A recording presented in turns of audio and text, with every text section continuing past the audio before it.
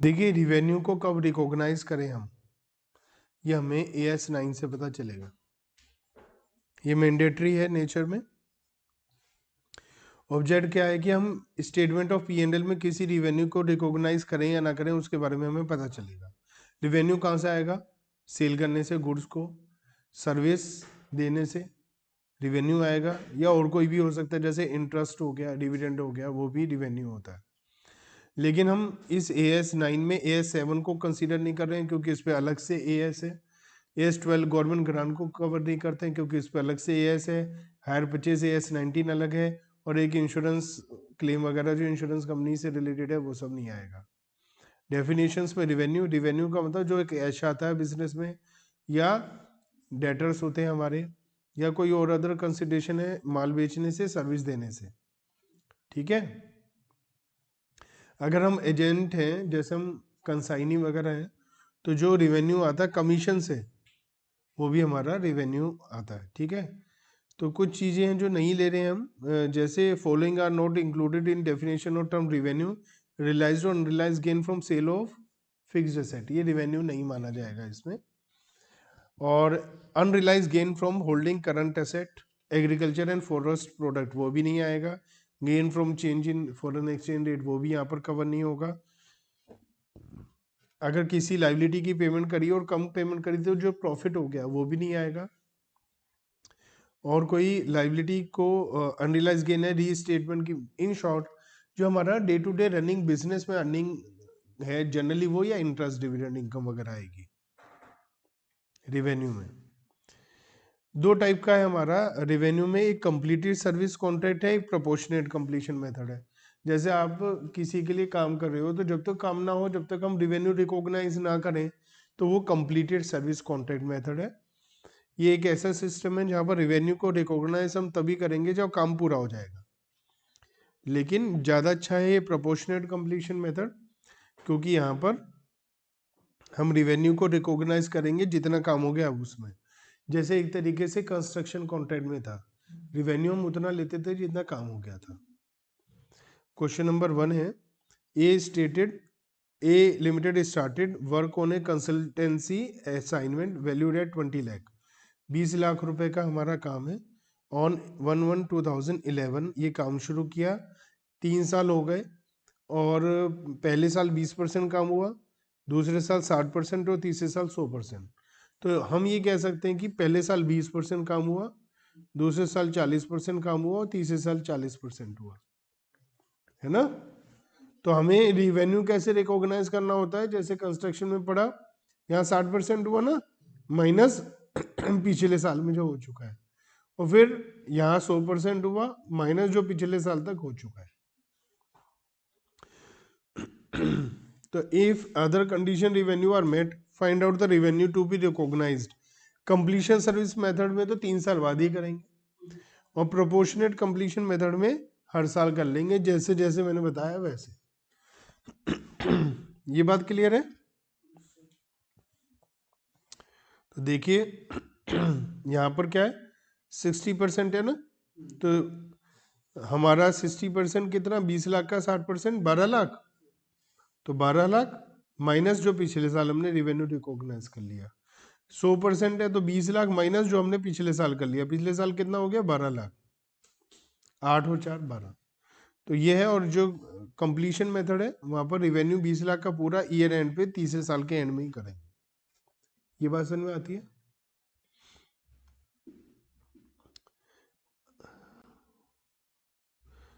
Revenue recognition, ये concern है timing of recognise, हम कब, टाइमिंग क्या है कब हम रिकॉग्नाइज करें। तो ये डिपेंड करेगा एग्रीमेंट क्या है पार्टी का बीच में, और जब अनसर्टेनिटी होती है किसी अमाउंट की कैलकुलेशन में, तो ये रिवेन्यू रिकॉग्निशन के टाइमिंग को इन्फ्लुएंस कर सकता है। मतलब कि अगर मान लिया हम अमाउंट, रिवेन्यू का अमाउंट नहीं पता लगा पा रहे हैं किसी वजह से, तो फिर हम रोकना पड़ेगा हमें रिवेन्यू को रिकॉग्नाइज करना। Revenue from sale or service transaction should be recognized when the performance of conditions is satisfied, If at the time of rising of any claim, ultimate collection of revenue is not expected, revenue recognition should be postponed. आज आपने कुछ माल भेजा बेचा, suppose आपके पास order आया कि आपने कुछ टिफिन लंच बॉक्स मंगे, आप लंच बॉक्स बनाते हैं प्लास्टिक के, तो जिसने ऑर्डर करे उसने 1000 लंच बॉक्स आपसे मांगे हैं और उसने स्पेशली लिखकर मेल पे लिखा रेड कलर के भेजो। हम पे रेड कलर थे नहीं, येलो कलर के बने हुए थे, हमने येलो कलर के भेज दिए। क्या रिवेन्यू को रिकॉग्नाइज कर लेना चाहिए? अभी अनसर्टेनिटी है, उसने रेड कलर बोला था, हमने येलो भेज दिया। जब तक वहां से कंफर्मेशन नहीं आ जाती, जब तक आप रिवेन्यू को रिकॉग्नाइज नहीं कर सकते। लेकिन रेड कलर ही मांगा होता और रेड कलर ही भेजा होता, फिर आप रेवेन्यू को रिकॉग्नाइज कर सकते थे। ठीक है, ऐसी बात है।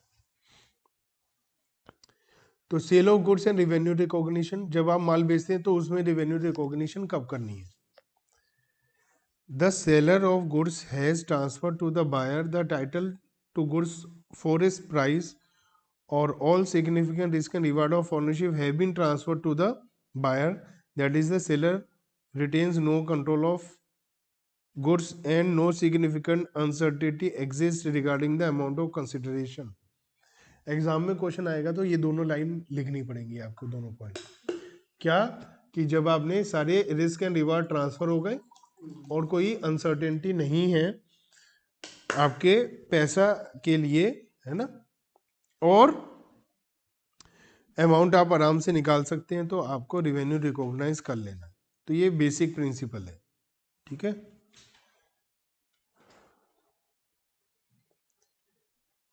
इफ कुछ सिचुएशन है, following point worth noting. If goods are ready for delivery and on hand but delayed at buyer request, buyer ने आपसे कहा माल भेज दो, भेजने लगे, फोन आया भी रुक जाओ।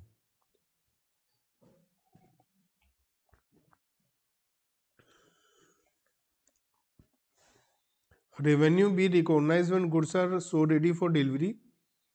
For this purpose, the goods must be on hand, identify ready for delivery. ये वैसे तो सिचुएशन टू सिचुएशन डिपेंड करता है।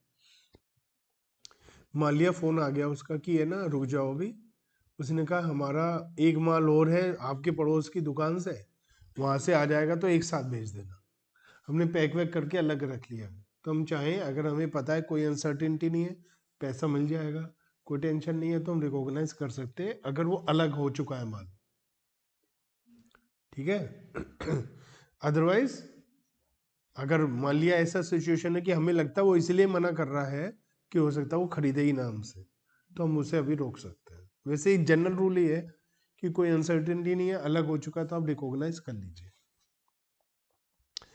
When goods are to delivered subject to condition of cash on delivery, आप आजकल ऑनलाइन सामान मंगाते हैं कैश ऑन डिलीवरी, तो जो सेलर है वो कब सेल माने? जब पैसा भेज दिया आप, जब माल भेज दिया आपको तब, या जब आप पेमेंट कर देंगे तब? क्योंकि कैश ऑन डिलीवरी में तो हो सकता है आप पेमेंट ही ना दें। When cash is received by the seller or his, मतलब जब आप यहाँ पैसा दोगे तो वो लिखते हैं ना, एंट्री कर देंगे, उनके पास इंफॉर्मेशन आ जाएगी पैसा आ गया, तो रिकॉग्नाइज कर सकते हैं। अप्रूवल, आप मेरे से सामान लेगा और आपने कहा घर पे पूछ कर बताएंगे, तो क्या अभी लिख दूं सेल? नहीं, जब अप्रूवल होगी तब। या मैंने कहा भैया 2 दिन में बता दो, नहीं तो वापसी नहीं लूंगा, 2 दिन निकल गए, आप लिख लो सेल। या आप ले गए और घर से फोन करके कहा हाँ जी ठीक है, तो भी लिख लूंगा मैं। क्लियर? कंसाइनमेंट सेल, कंसाइनी को माल भेजा, तो जब कंसाइनी आगे थर्ड पर्सन को माल बेचेगा तभी सेल मानोगे, वरना तो नहीं। कंसाइनी को तो माल भेजा, बेचा थोड़े ना। ठीक है। Unlimited period of return of goods, आपने कहा टपरवेयर का काम है जी हमारा, नाम सुना है? प्लास्टिक की आइटम होती है, कौन से नाम से? कहते हैं लाइफ लॉन्ग की गारंटी है, टूट जाए वापसी नया ले लेना। टूटने का मतलब ये नहीं पटरी पे ट्रेन के नीचे रख दोगे, टूटने का मतलब पता चल गया कि आप उसको मैन्युफैक्चरिंग डिफेक्ट की वजह से टूटा है। वो ये नहीं कहेंगे 10 साल पुराना या 20 साल पुराना है, अगर टूट गया तो पैसा वो सामान नया दे देंगे आपको। जैसे CFL और LED बल्ब वगैरह पर 1 या 2 साल की होती है ना, ऐसे हमने अनलिमिटेड दे रखी है या 5 साल 10 साल की दे रखी है। तो क्या 5 साल की गारंटी दी है तो क्या 5 साल के बाद सेल मानोगे इसे? फिर क्या करोगे? कह रहे सेल तो मान लो, लेकिन आपको पास्ट एक्सपीरियंस से थोड़ा अंदाजा लग जाएगा कि कितना रिप्लेसमेंट करनी पड़ेगी, कितना लॉस है, उसका प्रोविजन बना दो। ठीक है ना? जैसे आपने 1 लाख LED बल्ब बेचे, 1 लाख में से 5,000 वापस आते हैं, बाकी नहीं आते, तो 5,000 बल्ब के बराबर का प्रोविजन बना दो, कॉस्ट के बराबर। ऐसा नहीं है खराब 5,000 होते हैं, लाख में से खराब तो 15,000 होते हैं, लेकिन 10,000 वापसी नहीं आते। क्यों? आपके घर में भी पता चला बाई चांस फ्यूज हो गया, पता चला फ्यूज हो गया, ठीक है, और जला रहे हैं, फिर 1-2 साल में कभी मूड आया, उतार के देखा तो डेट निकल गई उसकी। या कई बार अबे कौन जाएगा यार, मार्केट गए नया तो ले आए, पुराना हाँ कर देंगे चेंज, वो रख दिया कबाड़े में फेंक दिया। ऐसे बहुत सारे रीजन हो जाते हैं। हायर परचेज वगैरह के केस में इंस्टॉलमेंट में पैसा मिल रहा है आपको, तो तब कब सेल रिकॉग्नाइज करोगे?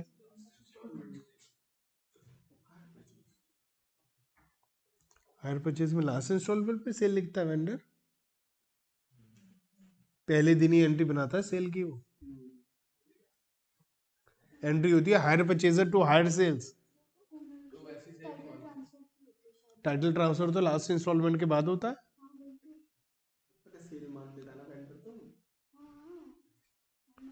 तो revenue from sale price be recognised on the date of sale, but the interest भी recognise on the basis of time period and unpaid amount. Interest तो हर साल चलेगा, सेल तो उसी टाइम लिख देंगे। गुड्स नॉट इन स्टॉक और स्पेशल गुड्स सेल। आप मेरे पास आए और आपने कोई चीज मांगी, मेरे पास है नहीं, आपने कहा बनाओ मंगाओ, मैंने बनाई है मंगा दी, तो वो सेल मानी ली जाएगी। जैसे आप केक बनाने के लिए आए, आपने कहा जी हमारा बर्थडे है कल को, हमारे लिए केक बनाओ, उन्होंने कहा भूत बना दो केक पे, हमारी शक्ल लगेगी, तो केक के ऊपर भूत सा बना दिया, आपकी शक्ल लग रही है वो, तो वो अब और कोई तो खरीदेगा नहीं।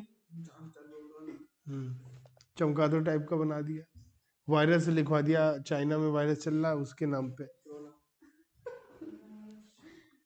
तो फिर वो कोई और तो खरीदेगा नहीं। तो वो बनकर तैयार है, अब आप लेने नहीं आए तो एडवांस ले लेते हैं, कई बार उसमें स्पेशल चीज बनाते हैं तो एडवांस ले लेते हैं। तो उसको जब माल बन के तैयार हो जाएगा तब उसे सेल मार लेंगे, एडवांस मिलेगा तब नहीं।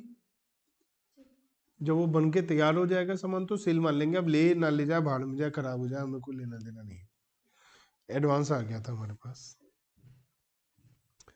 हमने एजेंट को दिया है माल, वही कंसाइनी को दिया, तो जब कंसाइनी आगे थर्ड पर्सन को बेचेगा तभी माना जाएगा। सब्सक्रिप्शन फॉर पब्लिकेशन,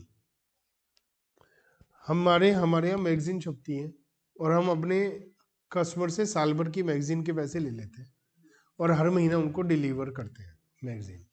तो कैसे पूरे साल का रेवेन्यू हाथों हाथ तब मिलेगा, तभी रिकॉग्नाइज हो जाएगा।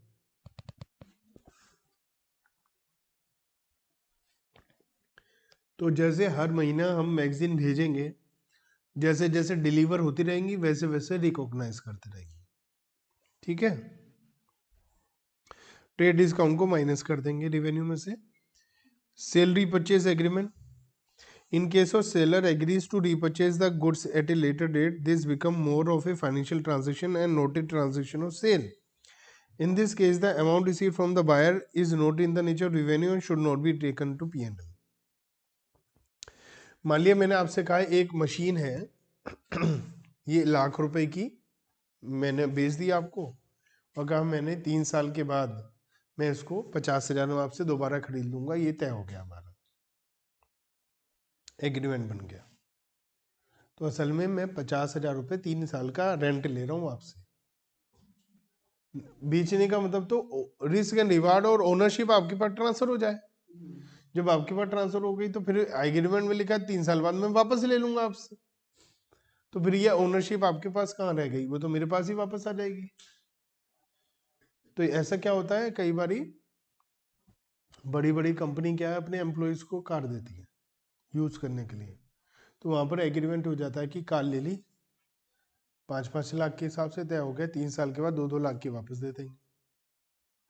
तो ये क्या है, ये सेल परचेज नहीं है, वो कहते हैं रेंट है जी ये। ठीक है,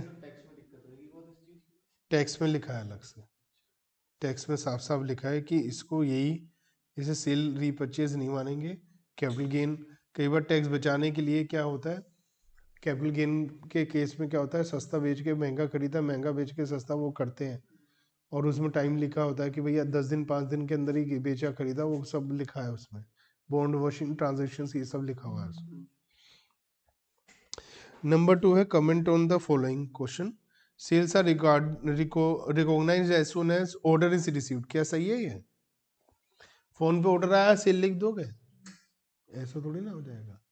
पहले माल भाई बने, बनकर तैयार हो, पैक हो जाए, वहां से कोई अनसर्टेनिटी ना हो, ऐसे थोड़ी ना हो जाएगा। Inter divisional transfer are recorded as sale, हमारे 2 डिपार्टमेंट है, एक ने दूसरे को दिया, सेल मान लोगे, थर्ड पर्सन को देखना चाहिए। Sale of TV made subject to installation of antenna is recognized as soon as the goods are dispatched from the shop, पहले एंटीना लगेगा जब वो एक तरीके से ये कह सकते हैं हम कि एक दुकान पर एक बंदा आया, उसने कहा जी मुझे वो टीवी खरीदना है जो टीवी दीवार पर टंग जाता है। हमने कहा तो आजकल तो टीवी ऐसे ही होते हैं जो दीवार पर टंग जाते हैं।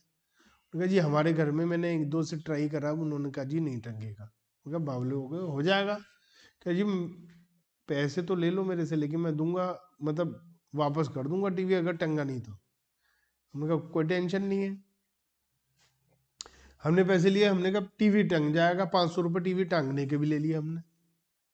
अब वो टीवी वाला टांगने गया और वापस आ गया, कह रहा इनके घर में नहीं टंग सकता जी।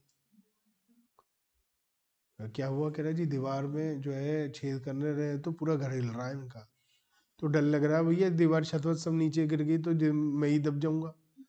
वो कह रहा है जी यूं करते ही वो सब कुछ पूरे ईट वीट बाहर आ गई, हल्का सा कुछ करते ही, तो क्या मैं तो इनके घर में नहीं कर सकता ऐसे।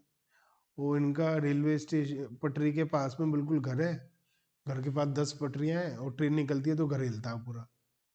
टीवी में ऐड भी आता है, 1-2 सीरियल पिक्चरों में भी आया था ऐसे। तो कह रहा नहीं जी, 1-2 को और भेजा, हमने कहा नहीं, कह रहा जी जान है तो जान है, हम तो नहीं टांगेंगे। तो फिर हमें पैसे वापस करने पड़ेंगे ना, हमारा तय ये हुआ था टीवी टंगेगा। तो ऐसे कोई कंडीशन होती है, तो जब तक वो कंडीशन पूरी नहीं होती हम रेवेन्यू को रिकॉग्नाइज नहीं कर सकते। ठीक है, तो ये कुछ एग्जांपल्स हैं रिगार्डिंग गुड्स सेल के, वो आप देखिएगा। अब हम बात करते हैं सर्विस से रिगार्डिंग। हम अगर सर्विस दे रहे हैं तो कैसे रेवेन्यू को रिकॉग्नाइज करें, यहीं देख रहे हो क्या? In case of rendering of services revenue is recognised as and when service are perform. ठीक है जैसे मिक्का को पैसे दे दिए हमने कि भैया आपको स्टेज पे परफॉर्मेंस करनी है, तो मिक्का के लिए इनकम कब होगी, जब पैसे मिल गए, जब परफॉर्मेंस हो जाएगी। If the service are perform over a period of more than 1 financial year, then performance में be viewed either under the completed और अंडर द प्रोपोर्शनेट। हमने उसे कहा जी हम 5 शो करने आपको, 5 शो करने के हम 50 लाख रुपए देंगे आपको। अब 2-3 शो मार्च में और 2 शो अप्रैल में, अगर हम कंप्लीशन मेथड मानेंगे तो सारा का सारा रिवेन्यू अप्रैल में लिखेंगे। लेकिन अच्छा ये है आप प्रोपोर्शनल माने, हर इवेंट के 10 लाख मिल रहे हैं तो शुरू की 3 इवेंट जो मार्च में उसे पिछले साल में और 2 को अगले साल। ठीक है,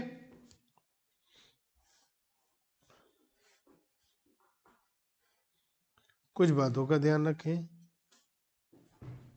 एजेंसी कमीशन, आप एजेंट हैं तो कमीशन है, मान लिया आपको कमीशन मिलती है जितने पैकेट डिलीवर करते हो हर डिलीवरी पैकेज पे 100 रुपए, तो जितने पैकेट डिलीवर हो गए उतनी कमीशन आपकी होगी। Admission fee to special event, the revenue from sale of admission ticket be recognized when the event takes place। ठीक है, अगर एक से ज्यादा इवेंट के लिए वो टिकट है तो उस प्रोपोर्शनेट में हम लिख लेंगे। ठीक है ना, तो हमने मिक्का के शो के लिए टिकट बेच रहे हैं और मिक्का ही नहीं आया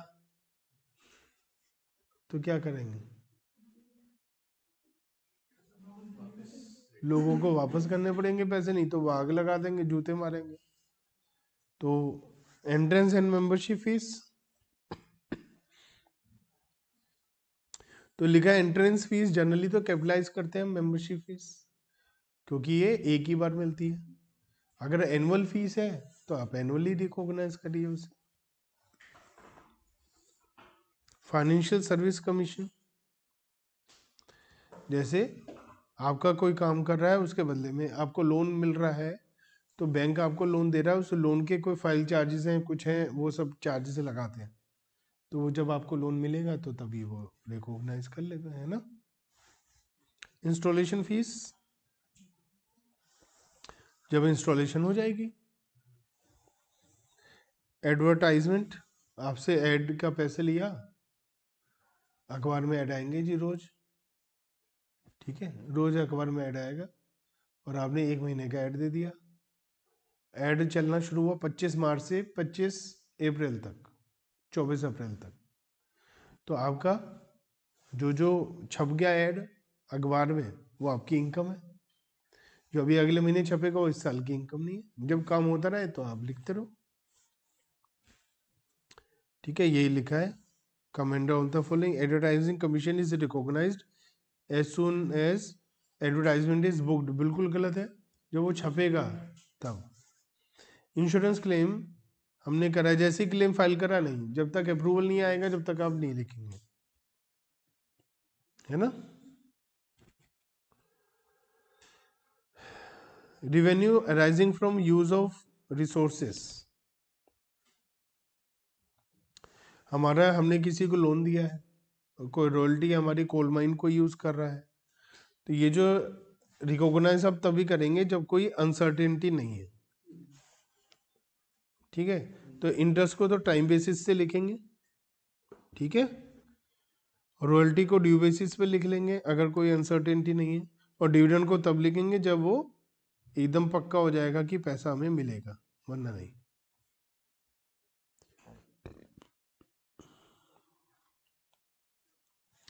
तो जी लिमिटेड है, 5,000 शेयर है हमारे पास। 31 मार्च 2012 को, 14 अप्रैल को एस लिमिटेड ने डिक्लेयर किया है एक डिविडेंड 3 रुपये का पिछले साल का। आज चाहते हैं कि इसे 3,000 रुपये की इनकम पिछले साल में ही लिखें, क्योंकि डिविडेंड डिक्लेयर हुआ है बैलेंस शीट बनाने से पहले लेकिन अभी तो बैलेंस शीट डेट तक कुछ डिक्लेयर नहीं हुआ, कुछ पता ही नहीं, तो event occurring after balance sheet date हो गई, रिवेन्यू रिकॉग्नाइज भी आप नहीं कर सकते। ठीक है, क्या इफेक्ट पड़ेगा अनसर्टेनिटी का, तो हम तभी रिकॉग्नाइज करेंगे, बेसिक प्रिंसिपल है, जब no uncertainty at the time of recognition. Revenue cannot be determined or measured with certainty by reason of price escalation, incentive, interest. The revenue recognition should be postponed. किसी XYZ reason से आप revenue का amount calculate नहीं कर पा रहे हैं, तो आपको जब तक कैलकुलेट नहीं करोगे विद रीजनेबल सर्टेनिटी आप इसे रिकॉग्नाइज नहीं कर सकते। ये तभी करेंगे जब रीजनेबली सर्टेन हो अल्टीमेट कलेक्शन। अनसर्टेनिटी अगर बाद में आई है, पहले आपने रिवेन्यू रिकॉग्नाइज कर लिया, बाद में अनसर्टेनिटी आ गई, तो प्रोविजन बनाना पड़ेगा। ठीक है,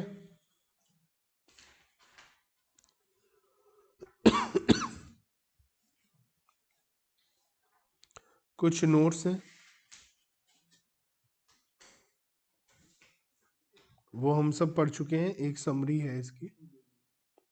तो रिवेन्यू रिकॉग्नाइज आप निपटाइए, बहुत अच्छा एएस है और सिंपल सा है, कोई बहुत मुश्किल नहीं है। AS14 अमल कमीशन हो चुका है आपका, ये भी हो गया। नेक्स्ट है हमारा सेगमेंट रिपोर्टिंग।